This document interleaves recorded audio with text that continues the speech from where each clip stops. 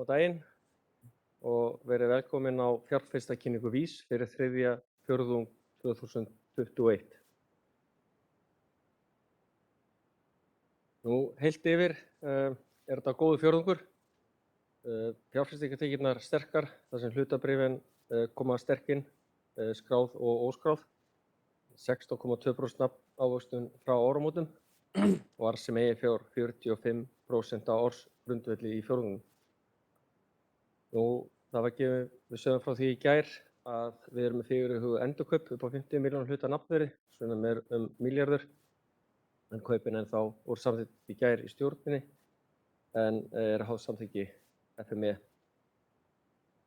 Það er ánægjulegt að sjá að samsetta hlutfall fjórðungsins var 90,5% í samræmi við okkar væntingar og afkoma tryggingarekstrinum góð, 628 milljónir. Og tjónahlutfallið sem er 68,6% hefur ekki verið lægra í 3 ár. Framtíðarsýnin okkar er skýr. Stafrænt þjónustufyrirtæki vilja breyta í hvernig tryggingar virka og fækka tjónum og við höfum svo sannarlega verið að gera það tryggingamegin og höfum verið að vinna mikið í okkar tryggingum og við erum einfaldlega að bæta okkar tryggingar og gera það betri. Við höfum stórbætt núna kaupferli líf- og sjúkdómatrygginga, tryggingaflokkur sem er gríðarlega mikilvægur fyrir félag eins og okkar. Við sjáum að meiri hluti ökumanna í ökuvísi hefur stórbætt sinn akstur og þar er að stuðla að fækkun tjóna og við höldum áfram að þróa ökuvísi og nú er þetta að keppa besta aksturinn og ég efast ekki að þið sem hafi prófað þetta haldið áfram að prófa og taki þátt í keppni. Ég er að minnsta kosti að vinna keppnina heima hjá mér og stelpurnar mínar séu nú alveg á mér. En förum yfir fjórðunginn. Iðgjöldin hækka þarna 200 milljónir og eru komin 5,9 milljarða og afkoman á fjórðungnum 2,2 milljarðar, samstæða hlutfall eins og segja á 90,5 borið saman í 94,5 á síðasta ári, ávöxtun fjárhagna 4,5%, arðsemi fjórðungsins 12,1% og gjaldþrots hlutfallið sterkt 1,68. Og fyrir 9 mánuðina þá sjáum við að iðgjöldin er að vaxa, afkoman verulegur viðsnúningur í afkomu miðað við sama tímabil í fyrra. Samstæða hlutfall 97,7% innan þeirra marka sem við höfum horft til að sé horfur ársins 97 til 99, ávöxtun fjárhagna 16,2%, arðsemi eigin fjár á þessu tímabili 36,6% og gjaldþrotshlutfallið eðlilega sama 1,68. Við sjáum aukningu í bókfærðum iðgjöldum í reikningnum okkar og iðgjöldin tímabilsins hækka 3,8% en við sjáum undirliggjandi aukningu í bókfærðum iðgjöldum og bókfærð iðgjöld tímabilsins hækka 6%, þannig að við erum að sjá í pípunum ákveðið vöxt sem er einkar ánægjulegt. Við sjáum fjárfestingartekjurnar og vísnum tekjurnar af þeim og hvernig heildartekjurnar aukast verulega milli ára.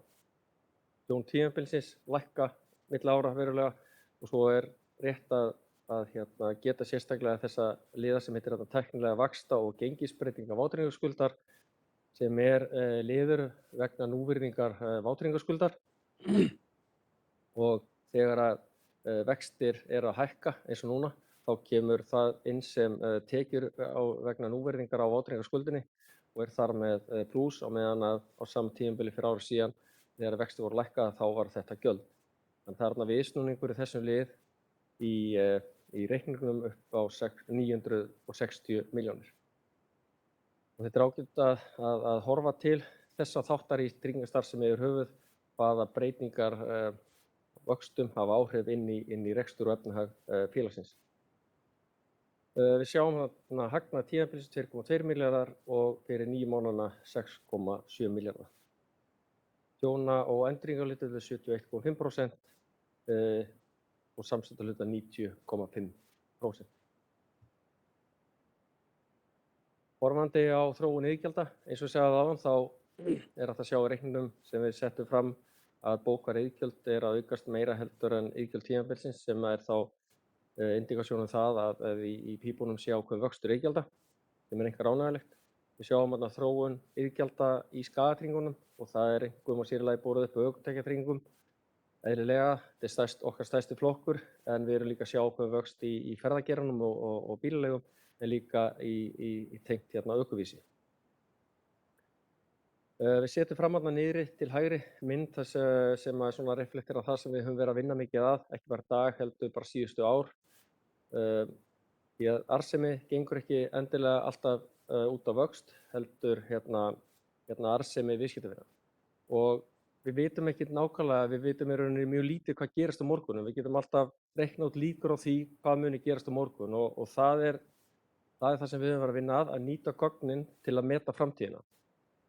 Og við höfum sett þarna og unnið með ákveðið módel þar sem við erum svona arðsemismeta viðskiptavina hópinn okkar og sjáum það að þessi hópur sem við skrifum hérna í myndina sem viðskiptavinir, sem eru þá þessi arðvænlegasti viðskiptavinahópurinn, sem er svo hópur sem við höfum séð að eru minni líkur á að lenda í tjóni á þeim tíma sem er framöndan.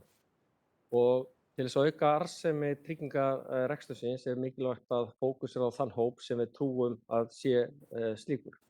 Og það er engar ánægt að sjá það að frá 2019 til 2021 hefur þessi viðskiptavinahópur, iðgjöld þessa viðskiptavinahóps aukist 8,5%.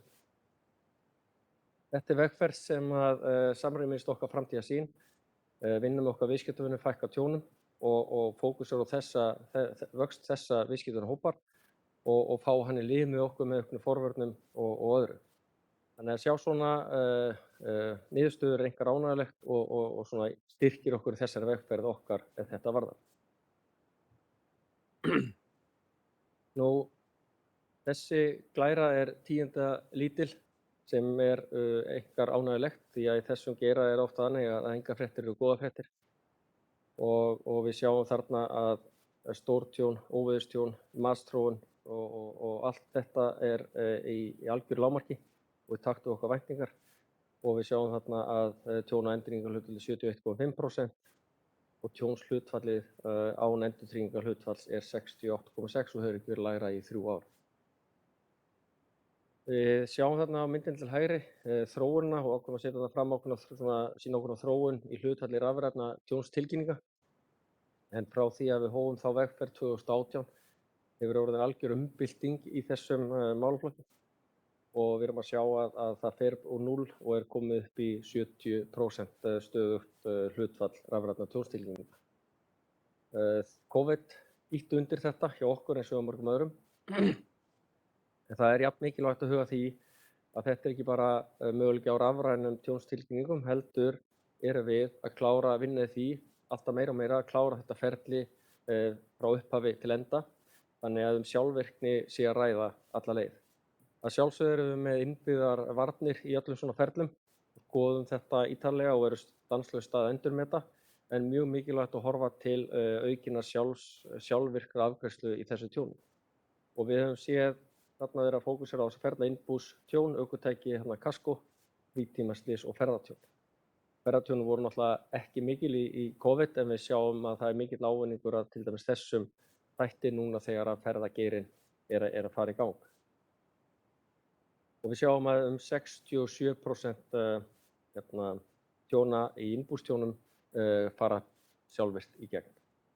Þetta er þróun sem við erum alltaf að vinna með og efla og við höldum áfram að vinna í. Horfandi á starfsemina, þá sjáum við hvernig samsetta hlutfall síðustu 12 mánaða er að lækka í samræmi við væntingar þar eftir miklar vinnu í tjónaskuldinni síðustu ár sem hafði náttúrulega bein áhrif á þetta hlutfall.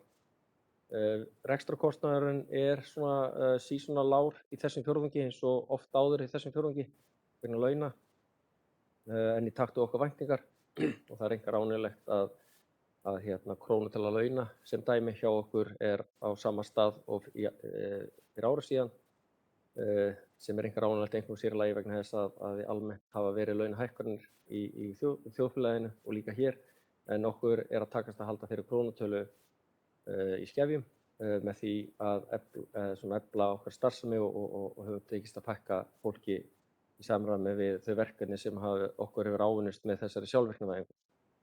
Skipting hagnaðar kemur hérna myndinni niðri og kannski ekkert mikið það að segja sérstaklega en bara ánægjulegt að sjá að þetta er hérna yfir yfir núlli síðustu 2 fjórðunga. Horfandi á efnahagsreikninginn, þá þar náttúrulega kannski fyrst að nefna sem hefur komið fram áður og Arnór ætlar að fara aðeins betur yfir, en fjárfestingareignirnar hafa aldrei verið hærri, 46 milljarðar. Horfandi til sama tímabils fyrir ári síðan þá sjá tjónaskuldin hefur stækkað. Iðgjaldaskuldin hefur líka aðeins stækkað, en það í samræmi við eins og það áðan að bókariðgjöld að aukast aðeins meira en iðgjöld tímabilsins og þá færð í iðgjaldaskuldina þangað til þau verða tekjufærð. Við sjáum eiginfjárhlutfallið að hækka í ljósi hagnaðar, en annars svona árstíðabundnar sveiflur að ræða borið þetta saman við áramótin. Eins og við komum inn á í upphafi þá voru fjárfestingartekjur félagsins einkar sterkar á þessum ársfjórðungi sem og það hefur verið undanfarið og ég ætla að fá hann Arnór til þess að fara betur yfir þann hluta. Arnór, gjörðu svo vel. Já, takk fyrir það, Helgi. Eins og við komum fram þá var fjórðungurinn nokkuð sterkur í fjárfestingartekjum. Við erum að skila yfir 2 milljörðum í fjárfestingartekjur á fjórðungnum sem fjórði fjórðungurinn í röð sem við náum því, sem að telja svolítið sérstakt. Ávöxtunin 4,5%. Það svona keimlík saga á bak við þennan fjórðung eins og fjórðungurinn undan. Þetta að koma mestu leyti úr hlutabréfaflokkunum. Skráð hlutabréf að skila okkur hátt í milljarði og helst bréfin sem að skila okkur sem hagnaði eru Brim, Arionbanki og Kaldalón. Þessar 3 stöður að telja hátt í 600 milljónir af þessum milljarði. Óskráð hlutabréfin eru líka skila talsverðri afkomu og helst ber að nefna þar Controlant. Við kemum kannski örlítið betur inn á það á eftir, en við erum að færa upp gengi semst á félaginu takt við viðskipti á markaði með félagi, eða semst viðskipti með félagi. Og svo einnig ber að nefna Bláa lónið sem telur þarna inn, en það á einnig verið viðskipti með það félagi eins og það tekið eftir í fjölmiðlum. Skuldabréfaflokkarnir bara svona nokkurn veginn í lagi. Við erum ekki svona að gera ráð fyrir mikilli afkomu á skuldabréfunum í þessum markaði eins og en svona þetta snýst frekar að vera ekki að tjóna eignasafnið þeim megin, heldur að vera að vinna þetta á hlutabréfum. Ef við skoðum síðan eignaflokkana þá eru kannski ekki mikla breytingar milli eignaflokka. Kannski helst sjáum við aukningu í óskráðu hlutabréfum með önnur hlutabréf sem að vaxa í raun og veru bara út af virðisbreytingum. Skráðu hlutabréfin aukast, þeir verið samt sem áður hefur verið að minnka, draga úr stöðum í skráðu hlutabréfum. Við höfum ekki verið að auka við, heldur verið að selja hlutabréf. Og svona aðrar breytingar eru kannski minni háttar. Fjórðungurinn í heild sinni 4,5%, mjög gott samanborið við þínan fjórðung í fyrra og gott tímabil yfir 9 mánuðina. Eins og við kemum aðeins inn á hérna, þá erum við með rúma 7 milljarða í fjárfestingartekjur fyrstu 9 mánuði ársins. Ávöxtunin 16,2%. Það svolítið áhugavert að horfa á þessa prósentutölu í ljósi þess hvernig eignasafnið uppbyggt, sem 37,8% í hlutabréfum og restin í skuldabréfum, þannig að það að horfa á það í samhengi.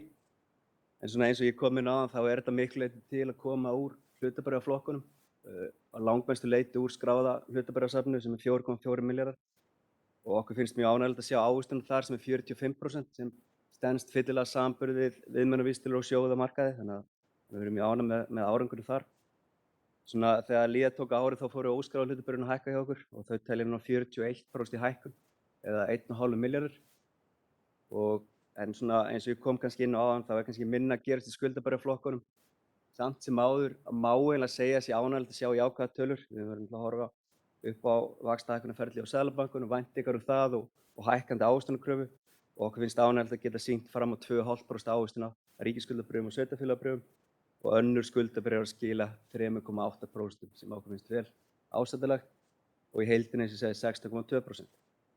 En eins og við komum fram þá safnið stórt og hefur aldrei verið stærra og við sýnum ykkur þarna hvernig þróun hefur verið að eignasafnið í dag telur 46 milljarða. Hlutabréfaparturinn hefur vaxið talsvert frá fyrri part árs í fyrra og til núna hátt í 18 milljarða og skuldabréfin hérna í 28 milljarða. Svona lokum vildi ég bara fara aðeins yfir eignasafnið og hvernig það hérna uppsett í dag. Og ef við byrjum á skuldabréfunum, þá svona helst til sagan þar að við höfum verið að auka í verðtrygginguna á skuldabréfasafninu. Við sjáum það að verðtryggingarhlutfall að fara úr 42 í 48%. Við höfum haft smávegis áhyggjur af þessu verðbólguskoti sem við erum að horfa fram á inn í veturinn. þrátt fyrir að verðbólgu álag til lengri tíma sé kannski komin í hærri gildi þá gætum við séð talsverðan kúf á næstu mánuðum og svona höfum verið að horfa til þess í uppstillingu á eignasafninu okkar. Meðallíftíminn hefur haldið svona nokkuð lágur, nokkuð stuttur, við sjáum það 3,4 ár, örlítið lengri en það var í lok annars fjórðungs og síðan eru 15% af skuldabréfasafni í erlendum skuldabréfum sem eru varin fyrir gjaldeyrisáhættu. En það er líka áhugavert að minnast á það með skuldabréfasafni að cirka 1/4 af því er á fljótandi vöxtum. Þannig að þetta er ekki eingöngu bara verðtryggingarparturinn sem við horfum til í þessu vaxtahækkunarferli sem við horfum til, heldur líka þegar að vera á fljótandi vöxtum kemur sér vel í þessu umhverfi. Stærstu stöðurnar eru verðtryggð skuldabréf og við sjáum aukninguna þar og það er svona bara í takt við sögunni eins og ég sagði frá. Hlutabréfamegin, við erum sem sagt með 18 milljarða í hlutabréfum og eins og við komum inn á þá höfum við verið að draga örlítið úr tilteknum stöðum á fjórðungnum og það sést kannski á súlunum á myndinni.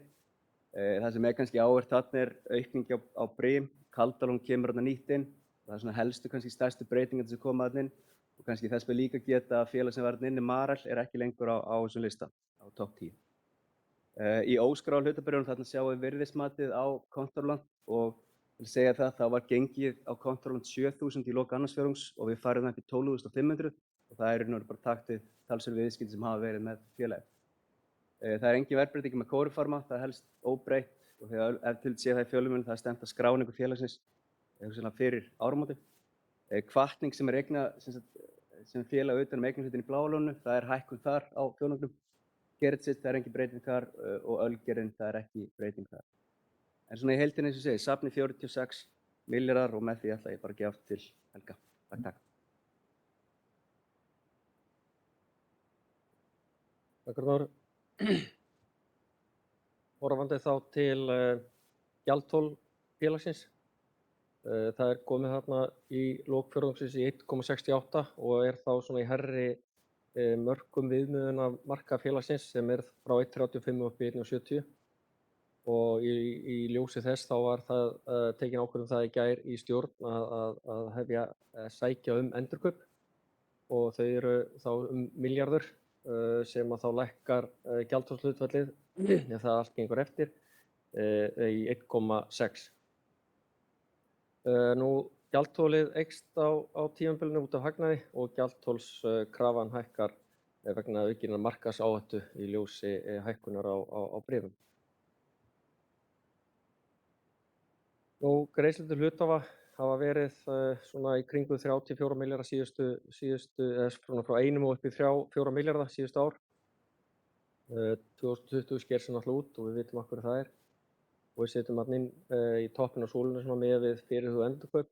Þá erum við að horfa til þess að greiðslur til hluthafa séu 15,4% og er þá komin upp í 4,2 milljarða að óbreyttu en svona hingað til höfum við greitt á þessu ári í arð og endurkaup 3,2 milljarða. Hluthafalistinn breytist lítillega en það er svona örlítil bæting í erlendu sjóðana þó það sé ekki mikið en þá er örlítil hreyfing þar og við erum alveg að heyra af áhuga og við erum á fundum með erlendum aðilum og það verður bara fróðlegt að fylgjast með hvernig sú þróun verður til framtíðar, hvort heldur sem það á við þetta fyrirtæki eða bara almennt íslenska markaðinn. Nú, sjálfbærni, við ættum að gera það umtalsefni síðast og við höfum gert það áður að sjálfbærni við að vinna sem okkar DNA og við viljum gera það sem okkar leiðarljós í allir okkar starfsemi. Við höfum sett fram hérna glærur og munum setja áfram glæra þar sem við komum inn á þessa þætti. Það skiptir okkur miklu máli og við teljum okkur vera í starfsemi sem við getum haft verulegu áhrif. Nú, við höfum tekið ákvörðun að kolefnisjafna reksturinn og erum í samstarfi þar við Natural Capital Partners. Það er gríðarlega ánægjulegt að sjá þróunina hjá þeim sem eru að nota ökuvísi, hvernig að ökumenn eru að stórbæta sinn akstur. Það hefur beina tengingu við heimsmarkmið hérna 3.6 að fækka slysum. Nú, ég nefni aftur hérna, öryggi passar. Það er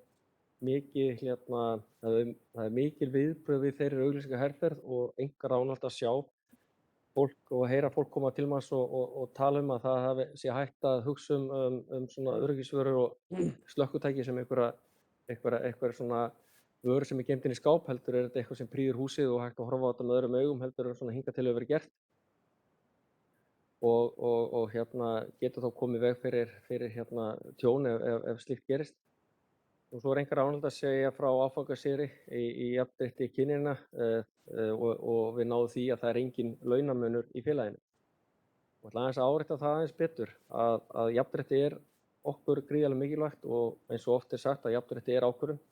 En það ekki eitthvað sem ávinnst á einum degi, heldur þetta margra ára vinna og þetta snýst ekki bara krónur, heldur snýst þetta bara hugafar og vilja í þessum efnum.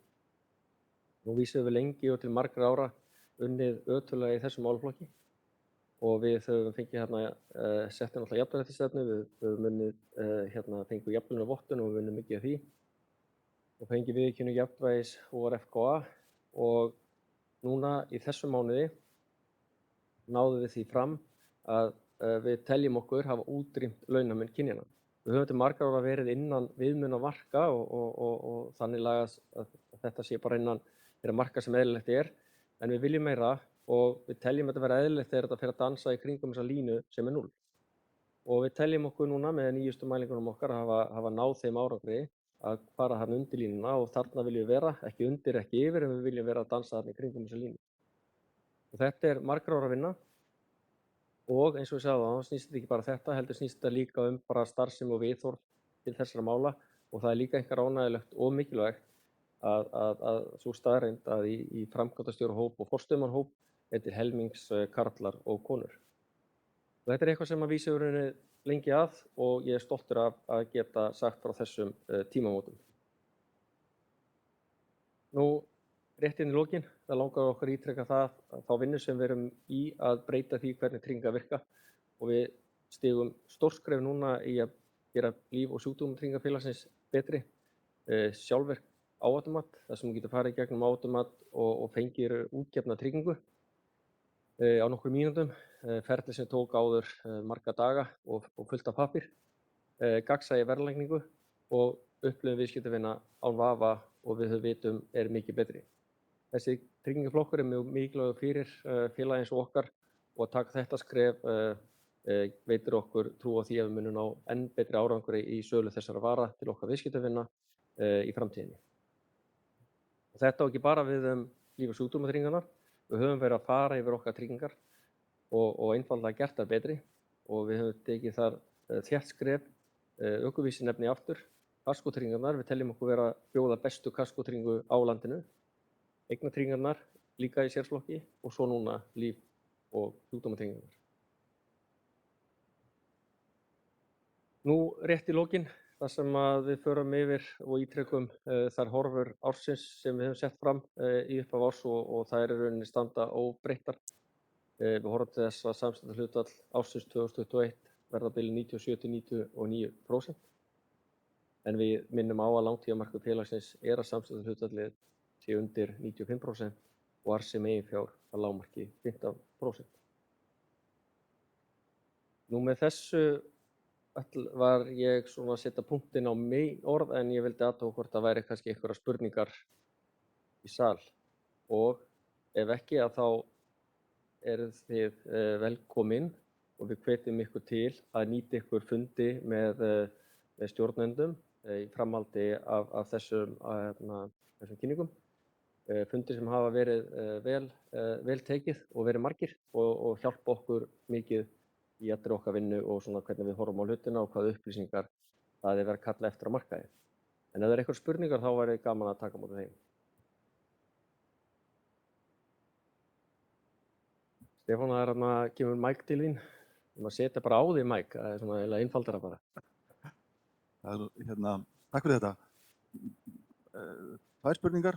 Fyrri snýr að því er það staðfestast í uppgjörinu að í raun og veru breytta aðferðafræðin leiddi til þess að svona endurmati á tjónaskuldinni var fullklárað á öðrum fjórðungi og hafði ekki áhrif á þennan fjórðung.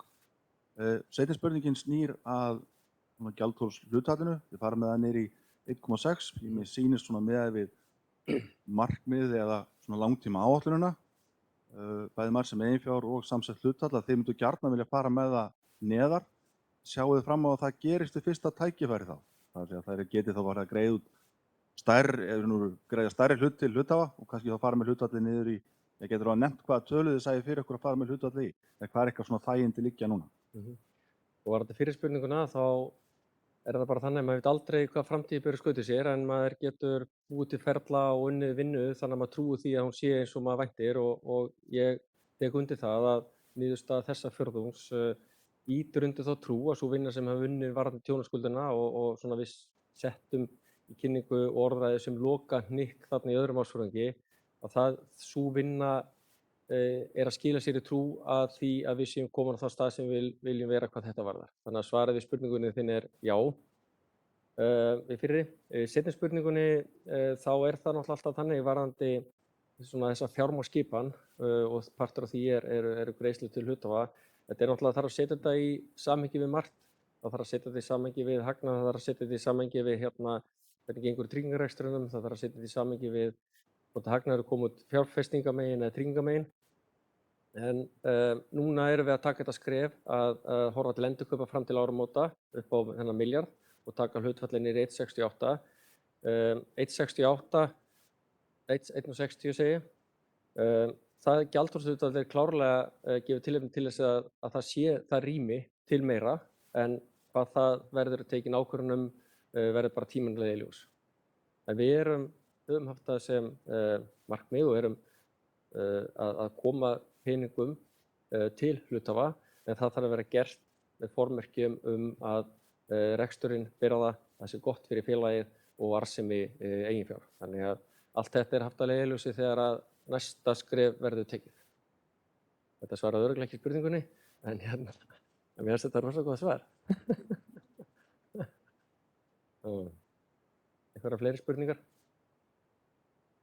Það er engar hendur á lofti en vel mælt og ég vil þakka ykkur fyrir komuna en ítreka það að fundir sem við höfum átt með ykkur mörgu eru okkar einkar þeir skipta okkur máli og hjálpa okkur í okkar vegferð en með þessu þakka ég fyrir morguninn og óska ykkur góðs dags. Takk fyrir.